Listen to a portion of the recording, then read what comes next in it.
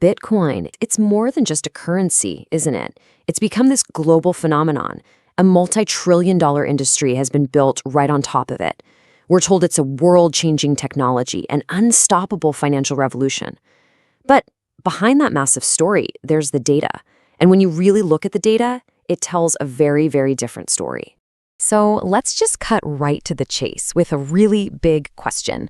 What if all of that incredible value, that entire market cap, isn't actually based on some revolutionary utility or technology?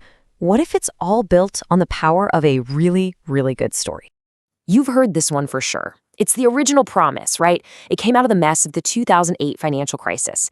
The dream was simple: digital money, totally free from the banks and governments that so many people felt had failed them. It was this vision of a world where we could just send money directly to each other, No middleman taking a cut, a truly revolutionary idea. But then reality started to set in.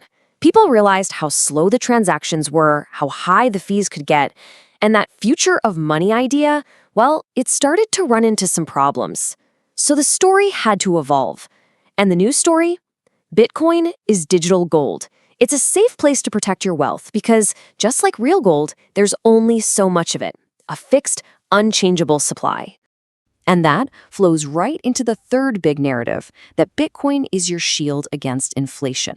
The thinking goes that as governments print more and more money, making currencies like the dollar worth less, Bitcoin's fixed supply is going to protect your buying power. Now, these three stories, they're powerful, they're compelling, they've pulled in millions of people. But what if they are just that? Stories. To find out, we have to push past the hype and look at the cold, hard facts. All right, so to really figure this out, we have to stop listening to the story and start looking at the data. We're going to put Bitcoin to the test, and we're going to use the classic, universally accepted definition of what money is and what it absolutely has to do to work.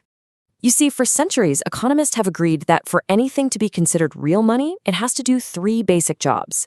It has to be a medium of exchange, a store of value, and a unit of account. So let's see how Bitcoin actually stacks up one by one. First up, is it a good medium of exchange? This goes right back to that original dream of a peer-to-peer cash system. And the question is really simple.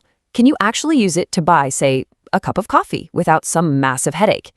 Is it an efficient way to buy and sell things in the real world? Now this right here shows you the sheer scale of the problem. The entire Bitcoin network all over the world processes maybe 500,000 transactions in a full 24-hour day. Visa, on the other hand, it can process that entire day's worth of Bitcoin transactions in less than 8 seconds. I mean, we're not even in the same ballpark here. It's like comparing a horse and buggy to a fighter jet. As a payment system, it just can't compete. And the problem isn't just speed, it's also the cost. And this is where it gets truly staggering. A single transaction on the Bitcoin network uses the same amount of electricity as an average American household uses in over 43 days. Just think about that for a second. The power it takes for one digital payment could run your entire home for well over a month. So it's slow, it's expensive, and it's unbelievably energy hungry. As a system for daily payments, it fails on pretty much every practical level.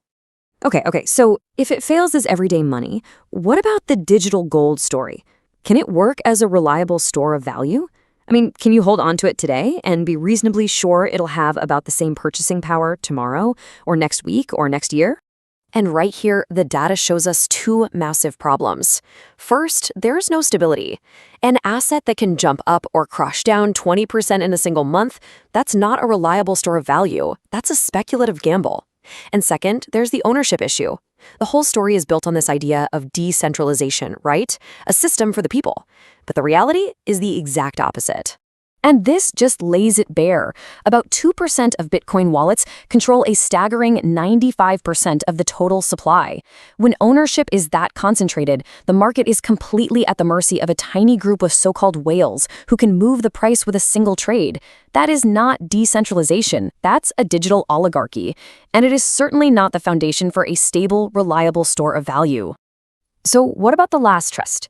Do we use Bitcoin as a standard for pricing things? Well, the answer is a resounding no. Even the businesses that say they accept Bitcoin don't actually price their coffee or their cars in Bitcoin. They price everything in dollars and then they just use a service to convert it at the last second. Bitcoin is never the actual yardstick of value. Now, you might be thinking, hey, this is all a bit unfair. Bitcoin is a new technology. You got to give it time to grow up. Well, here's the thing. We don't have to guess. We already ran the experiment. In 2021, the entire country of El Salvador became the first in the world to make Bitcoin legal tender. This was its big chance to prove all the stories right. And the government went all in. They launched a national digital wallet. They forced businesses to accept it. They even gave every single citizen $30 worth of it just to get them to start using it. This was Bitcoin's ultimate test, a chance to prove itself on a national stage. So, what happened? Well, the results were an absolute catastrophe for the narrative. Let's just look at remittances, the money people sent home from other countries. This was supposed to be Bitcoin's killer app. This was the one area where it was supposed to really shine. Yet even after a massive government push, 98% of people still chose to use the old systems, like Western Union. When they had a real choice, almost nobody used Bitcoin. And what about that free $30? The money that was supposed to kickstart this whole new economy. The data shows that 60% of the people who downloaded the wallet only did it to cash out the free money and then never made another transaction again. The very people who were supposed to benefit the most from this revolution wanted nothing to do with it. On the ground, in the real world, the Bitcoin experiment was a clear, undeniable failure. Which brings us to a very harsh reality. If it fails as a medium of exchange, and it fails as a store of value, and it fails as a unit of account, we're left with one enormous, glaring question. Where does all of its value actually come from? Once you strip away all the stories and all the marketing, what you find isn't some revolutionary new technology. It's actually a very old and very human financial game. It's called the greater fool theory. And it basically says that the price of an asset isn't based on its real use or what it produces. Its value comes entirely from the belief, the hope, that you can sell it to someone else, a greater fool, for a higher price in the future.